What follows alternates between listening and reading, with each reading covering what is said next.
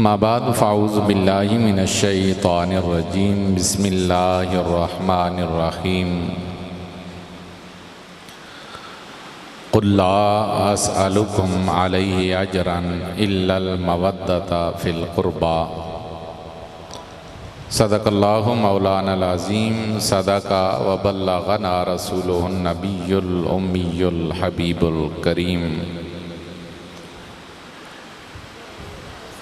ان اللہ وملائکتہ یصلون علی النبی یا ایہا الذین آمنوا صلوا علیہ وسلموا تسلیما اللہم صلی علی سیدنا ومولانا محمد وعلی آل سیدنا ومولانا محمد وبارک وسلم وصلی علیہ۔ سارے احباب درود و سلام میں شامل ہو جائیے۔ الصلاۃ والسلام علیک یا سیدی یا رسول اللہ وعلی آلک واصحابک یا سیدی یا حبیب اللہ۔ الصلاۃ والسلام علیک یا شفیع المذنبین وعلی آلک واصحابک یا رحمۃ للعالمین۔ ذی قدر ذی احترام و احتشام معزز و محتشم حضرات علماء کرام، قابل عزت و تکریم معزز و محترم برادران اسلام، بحمد اللہ تعالی ہم سب کی حاضری اللہ رب العالمین کے اس مبارک بابرکت گھر میں نواسہ رسول جگر گوشہ بطول حضرت سیدنا امام حسن مجتبی رضی اللہ تعالی عنہ وعلیہ السلام آپ کے یوم شہادت یوم وصال کے حوالہ سے ہے۔ اللہ کریم اس بابرکت محفل کی تصدق میں ہم سب کے دلوں کو اہل بیت اطہار کی محبت سے آباد فرمائے۔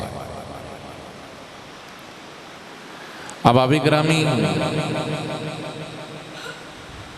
بحمد اللہ ہم اہل سنت والجماعت ہیں۔ ہمارا عقیدہ و نظریہ بالکل واضح اور ظاہر ہے کہ جس چیز کا تعلق ذات نبی صلی اللہ علیہ وآلہ وسلم کے ساتھ ہوا، وہ چیز زمانے کے اندر معتبر ہوئی، عزت و تکریم والی بن گئی۔ ہم معروف ہیں اہل سنت، اعلی حضرت الشاہ احمد رضا خان بریلی رحمۃ اللہ تعالی علیہ آپ کے ساتھ، اور اعلی حضرت نے جو فکر دی ہے وہ کہ حضور کے قدموں کے خاک بھی اگر ہمیں مل جائے تو ہمارے لیے آنکھوں کا سرما ہے۔ ایک شعر سنیے اعلی حضرت کا، میں اسی سے بات آگے چلاؤں گا۔ اعلی حضرت فرماتے ہیں، اے خار صحرائے نبی، پاؤں سے کیا کام تجھے، اے خار صحرائے نبی، پاؤں سے کیا کام تجھے، آ میری جان اس دل میں ہے رستہ تیرا۔ خار کہتے ہیں کانٹے کو۔ وضاحت اس شعر کی یہ کی گئی کہ آپ چل رہے تھے تو پاؤں میں کانٹا چبھا، پاؤں سے کانٹا نکال کے اسے چوم کے کہتے ہیں تو درے یار کے رستوں کا کانٹا ہے، تیری جگہ میرے پاؤں میں نہیں، تیری جگہ تو میرے دل کے اندر موجود ہے۔ بول دیجئے کتنے عشق کی بات ہے، ذرا محبت سے اونچی آواز میں بولیے سبحان اللہ۔ کانٹا اسے اٹھا کے چوم رہے ہیں، کہہ رہے ہیں تیری جگہ پاؤں نہیں، تیری جگہ احمد رضا کا دل ہے۔ ہم تو ان کانٹوں کو بھی اپنے دل میں سجا کے رکھتے ہیں جو یار کے رستے میں پڑے ہوئے ہیں۔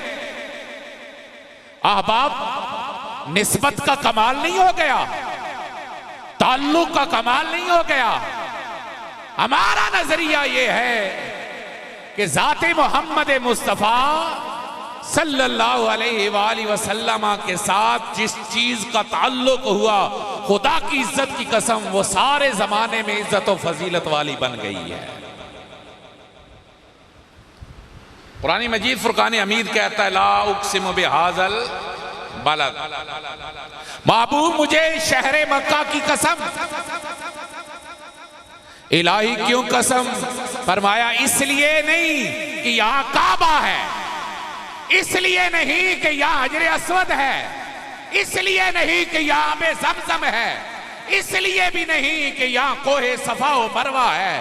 وَأَنْتَ حِلٌّ بِهَذَا الْبَلَدِ، محبوب مجھے شہر مکہ کی قسم اس لیے ہے کہ اس شہر کی گلیوں نے میرے حبیب تیرے طلبوں کے بوسے لیے ہیں۔ اونچا بولیے یار سبحان اللہ۔ میں آل بیت اطہار کی محبت کی طرف آپ کے لے جا رہا ہوں، لیکن تھوڑا سمجھیے تو صحیح۔ میرا نبی مکہ شہر میں اللہ قسم اٹھاتا ہے، جس زمانے میں آتا ہے خدا فرماتا ہے والعصر، بولو یار سبحان اللہ، مجھے میرے محبوب تیرے زمانے کی قسم، وہ دن وہ راتیں وہ صبح وہ شام جن میں میرے حبیب نے سانس لیے، رب کعبہ کی عزت کی قسم ان دنوں جیسا کائنات میں دن کوئی نہیں، ان راتوں جیسی کائنات میں رات کوئی نہیں ہے۔ اور پھر میرا حبیب جب مکہ سے مدینہ المنورہ جاتے ہیں تو آپ سنیے نا، ہم گئے مدینہ میں، مالک مکہ کی تو قسم اٹھا ڈالی، مدینہ میں بھی تو تیرا نبی رہا ہے۔ تو فرمایا جاؤ نا ذرا مدینے، داخل ہونا مسجد نبوی میں، چلتے جاؤ گے تو ایک جگہ ملے گی جس کا نام ہے ریاض الجنہ، ہے نا ریاض الجنہ؟ جو گئے ہیں انہوں نے دیکھا، بیٹھے، جو نہیں گئے وہ تمنا کرو اللہ ہم سب کو نصیب فرمائے۔ ریاض الجنہ، جنت کے باغیچوں میں سے ایک باغیچہ، الہی جنت سے اٹھا کے ادھر رکھا؟ فرمایا نہیں، یہ تو یثرب تھا، بیماریوں کی اماجگاہ تھا، مالک جنت کا باغ کیسے بنا؟ فرمایا میرا محبوب گھر سے نکلتا، ممبر پہ آتا، ممبر سے اترتا، گھر میں جاتا، 10 سال میرا نبی آتا رہا جاتا رہا، یہ جگہ بار بار میرے محمد کے طلبوں کو چومتی رہی، میں نے اسے جنت کا باغ بنا دیا ہے۔ اس کے علاوہ اللہ کی عزت کی قسم اور کوئی وجہ نہیں ہے۔ ریاض الجنہ بنی ما بین بیتی و منبری روضۃ من ریاض الجنہ، حضور اترتے گھر میں جاتے، جیسے ہے نا نام محمد، کہو صلی اللہ اونچا بولو صلی اللہ علیہ وسلم، یہ نام محمد کائنات میں پہلی بار حضور کا رکھا گیا، کائنات میں پہلی بار حضور کا رکھا گیا۔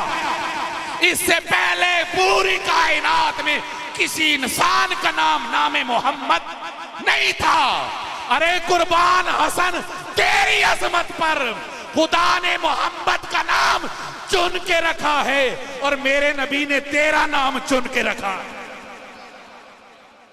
پوری کائنات میں نام حسن بھی اس سے پہلے نہیں تھا، لفظ حسن موجود تھا لیکن کسی کا نام حسن ہو، حسن کا مطلب ہی یہ ہے جو خوبیوں کا منبع، جو کمالات کا منبع، جو فضائل کا منبع، جس میں ہر اچھائی لوٹ لوٹ کے آتی ہو اسے حسن کہتے ہیں. اور خدا کی قسم حسن نام ایسی ذات کا میرے نبی نے رکھ دیا جس میں حلم بھی باکمال ہے, جس میں سخاوت بھی باکمال ہے. اور امام حسن کو یہ عزت امام حسین سے بڑھ کر ملی کہ سال یا سوا سال کا عرصہ صرف امام حسن نے رسول اللہ کی اکیلے محبت سمیٹی ہے.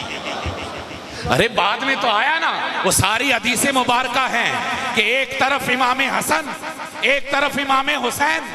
میرا نبی کبھی اٹھا رہا ہے, کبھی کندھوں پہ بٹھا رہا ہے, کبھی گود میں سجا رہا ہے, کبھی سجدوں کو لمبا کر رہا ہے, کبھی گلی میں جا کے انہیں اٹھا کے اپنی گود میں واپس آ کے بٹھا رہا ہے.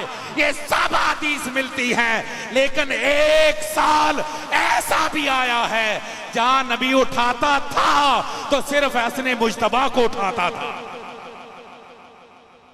آپ کا کیا خیال ہے جس ذرے پر نبی کی ایک نظر پڑے وہ تابندہ ستارہ بن جائے, کہ جس طرف چشم محمد کے اشارے ہو گئے جتنے ذرے سامنے آئے ستارے ہو گئے. اللہ کی عزت کی قسم اگر ذروں پہ نظر پڑی ستارے بنے ہیں تو حسن پہ نظر ایک بار نہیں پڑی, دن میں پورا دن پڑتی رہی ہے, صبح پڑی ہے, شام پڑی ہے. میرے نبی کا طریقہ کار تھا, صبح ہوتی میرا نبی نماز پڑھتا, سیدہ کے گھر تشریف لے جاتے. حسن آئے ہیں, پہلے نظر فاطمہ پہ پڑتی تھی, اب محبت کی نظر حسن مجتبیٰ پر پڑ رہی ہے. یہ حضرت سیدنا امام حسن مجتبیٰ کو یہ اعزاز پوری کی پوری انسانیت میں ممتاز کر رہا ہے. اس کے بعد باقی سارے فضائل جو امام حسن کو امام حسین کو ملے ہیں وہی امام حسن کو بھی ملے. حضور نے اگر ایک کندھے پر امام حسین کو بٹھایا تو دوسرے کندھے پر امام حسن کو بٹھایا ہے. اگر ایک پہلو میں امام حسین کو لیا ہے تو دوسرے پہلو کے اندر میرے نبی نے امام حسن مجتبیٰ کو لیا. یہ اعزاز سارے کے سارے بعد میں جمیع صحابہ کرام میں سے حضرت امام حسن و امام حسین دونوں کو نصیب ہے, جو دیگر کو نصیب نہیں ہوتا. لیکن احباب, نعرہ تکبیر, نعرہ رسالت, نعرہ تحقیق, نعرہ حیدری, الاسلام, علماء اہل سنت. امام حسن مجتبیٰ پوری کی پوری انسانیت میں سے ایک امتیازی وصف پا گئے, اور وہ امتیازی وصف یہ تھا کہ حضور کی صاحبزادی کے گھر پہلا پیدا ہونے والا بچہ حسن ہے. صبح بھی محبت کی نظر, شام بھی محبت کی نظر, دن میں بھی محبت کی نظر, رات کو بھی میرے رسول کی محبت کی نظر امام حسن مجتبیٰ پر پڑ رہی ہے. اور امام حسین سے اس حوالے سے فوقیت حاصل ہے کہ امام حسین کو اگر 6 سال ملے ہیں تو امام حسن مجتبیٰ کو رسول اللہ کی صحبت کے 7 سال نصیب ہوئے.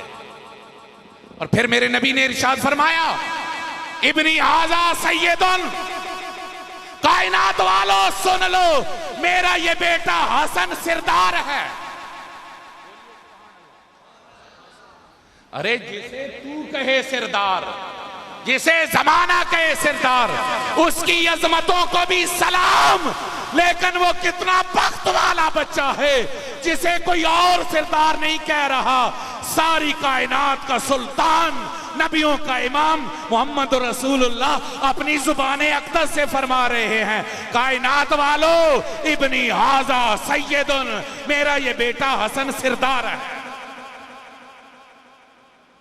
لعل اللہ یصلح بہ بین فئتین من المسلمین, ان قریب اللہ میرے اس شہزادے کے ذریعے سے مسلمانوں کے 2 گروہوں کے درمیان صلح کروا دے گا. اب ایک بات عقیدہ کی تھوڑی سی میں 1 منٹ میں کر کے آگے نکلتا ہوں. یہ بات کون فرما رہے ہیں؟ اللہ کا نبی فرما رہا ہے. بولیے. اور جو صلح والا معاملہ ہے وہ کب ہونے والا ہے؟ اس کے بعد ہونے والا. جو کل کا معاملہ آج بتائے یہ غیب کی خبر ہے یا کہ نہیں؟ بولو یا ارے صاحب نے اس حدیث کو لیا، ایون کے یزیدیوں کے حمیتیوں نے بھی لیا، جو رسول اللہ کے علم غیب پر اعتراض کرنے والے ہیں انہوں نے بھی لیا، لیکن یہ لے کر تو بیان کر دیا کہ نبی بتلا گئے کہ حسن کے ذریعہ سے صلح ہوگی، لیکن یہ کبھی نہ مانا کہ اللہ نے محمد کو علم غیب پہلے عطا فرما دیا تھا۔ یہ کون بتلا رہا ہے؟ اللہ کا نبی بتلا رہا ہے۔ اب ادھر حضور نے حضرت امام حسن مجتبی کی سرداری کا اعلان کیا تو دوسری طرف دونوں شہزادوں کو ملا کر ایک اعلان اور کیا، الحسن والحسین سیدہ شباب آل الجنہ، میرا حسن میرا حسین جنتی جوانوں کے، اونچی بولو، جنتی جوانوں کے۔ یہ کیا وجہ ہے؟ ادھر سپیشلی سرداری ادھر بھی سرداری، آخر وجہ کیا ہے؟ تعلق الگ بنیاد پر، لیکن اس بات کو اب آپ سمجھنے کی کوشش کیجئے گا، دنیا کے اندر امام حسن مجتبی کا سب سے بڑا کارنامہ دو مسلمان گروہوں کے درمیان صلح، اور امام حسین کا سب سے بڑا کارنامہ واقعہ کربلا، پوری زندگی کا جو نچوڑ کر کے بیان کیا جاتا ہے امام حسن مجتبی کی صلح اور امام حسین کا واقعہ کربلا۔ اب دونوں سردار، کہو سبحان اللہ، مزے کی بات عرض کرنے لگ تو سب کہو سبحان اللہ، دونوں سردار عمل دو الگ الگ، ایک صلح کر رہا ہے ایک جنگ کر رہا ہے، دو معاملے لیکن ہیں، بولو بولو نا، ہیں دونوں سردار، ایک صلح کر کے سردار بنا اور ایک جنت کے جوانوں کا سردار جنگ کر کے بنا۔ الہی ماجرا کیا ہے؟ معاملے دو مختلف، ایک جنگ نہ کر کے سردار، ایک جنگ کر کے سردار۔ بتلایا یہ جا رہا ہے حسن کی صلح بھی ذات کے لیے نہ تھی، حسین کی جنگ بھی ذات کے لیے نہ تھی، حسن کی صلح بھی مصطفیٰ کے دین کے لیے تھی، حسین کی جنگ بھی مصطفیٰ کے دین تھی، اور جو مصطفیٰ کے دین کے لیے صلح کرے وہ بھی سردار ہے، جو مصطفیٰ کے دین کے لیے جنگ کرے وہ بھی سردار ہے۔ اس لیے میرے نبی نے بتلا دیا، فرمایا حسن بھی سردار ہے حسین بھی سردار ہے، جو عمل حسن کا ہوگا وہ بھی مقبول ہے، جو عمل میرے حسین کا ہوگا وہ بھی مقبول ہے۔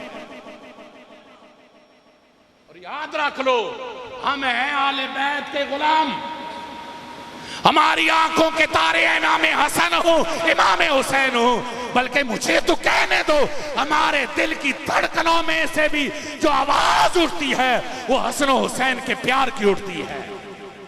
بلکہ میرا موقف تو یہ ہے کہ محبت آل بیت نہیں، مودت آل بیت کا تقاضا یہ ہے، جیو تو حسن و حسین کے پیار میں، مرو تو حسن و حسین کے پیار میں، اور حشر میں اٹھائے جاؤ تو حسن و حسین کے پیار میں اٹھائے جاؤ۔ اور یہ محبت متقاضی ہے تو اسے کہ جدھر حسن کی صلح ہو گئی ادھر بھی مت لڑ، جدھر حسن کی صلح ہو گئی ادھر صلح کر لے، جدھر حسین کی جنگ ہو گئی اس سے کبھی صلح نہ کر۔ اور اہل سنت کا قطعی و یقینی عقیدہ ہی یہی ہے، امام حسن کی صلح ہو گئی ہم بات نہیں کریں گے، ہماری بھی صلح ہو گئی، اور یزید کے ساتھ امام حسین کی جنگ ہوئی، ہماری آج بھی یزید کے ساتھ جنگ ہے، ہماری مرتے دم تک یزید کے ساتھ جنگ ہے۔ ہم آل بیت کے غلام ہیں، ہمارا سادہ سا موقف ہے، امام حسن نے صلح کر لی، رولا ختم، اس کے بعد ہمیں کوئی بات نہیں پہنچتی کہ ہم حضرت امیر معاویہ پر تان کرتے تھے، اور یزید کے ساتھ آپ نے نہیں سر جھکایا۔ اور دوسری وجہ اس میں یہ بھی بات سمجھ لو، صلح مشکل معاملہ تھا، مشکل معاملہ تھا، جنگ کے حالات میں پاؤں پیچھے کھینچنا مشکل ہوتا ہے. لشکر تھوڑا نہ تھا، لاکھوں کا لشکر امام حسن کے ساتھ تھا، اقتدار تھا، حکومت تھی، خلافت تھی. لیکن امام حسن نے دنیا کا اقتدار نہیں دیکھا، نبی کی امت کو بچایا ہے صلح کر کے. حسن تیری عظمت کو سلام. اور کربلا کے اندر وہاں امام حسن اپنے نفس، اپنے خواہشات کی قربانی دے رہے ہیں، اور کربلا کے اندر امام حسین اپنے پورے کنبے اور پورے خاندان کی قربانی دے رہے ہیں. اس لیے ہمارا دونوں کی عظمت کو سلام ہے. اور یہ دو نمبری نہیں چلنی چاہیے. ایک عجیب بات یہ بھی کہی جاتی ہے، یہ بات ہے آخری میں سے، امام حسن کی نسل چلی ہے کہ نہیں چلی؟ بولو یار. حسنی سید ہیں، اونچا بولو. حضور غوث اعظم حسنی حسینی سید ہیں، آج بھی حسنی حسینی سید موجود ہیں. امام حسن کی نسل چلی ہے تو امام حسن کا کون سا بیٹا تھا جو کربلا میں نہ ہو اور آپ سے ان کی نسل چلے؟ یہ کبھی سوچا، کبھی غور کیا؟ اگر وہ امام کے ساتھ نہیں گیا تو کیا یہ سوال آپ کے ذہنوں میں نہیں جنم لے گا کہ ایسا ہو سکتا ہے؟ قطعاً نہیں ہو سکتا. اور اگر گئے ہیں اور سارے شہید ہوئے ہیں تو امام حسین کی تو چلی نا. امام اونچی بولو، سب کو پتا ہے. امام اور اونچا بولو، امام زین العابدین. تو امام حسن کے ایک بیٹے قاسم تو شہید ہو گئے،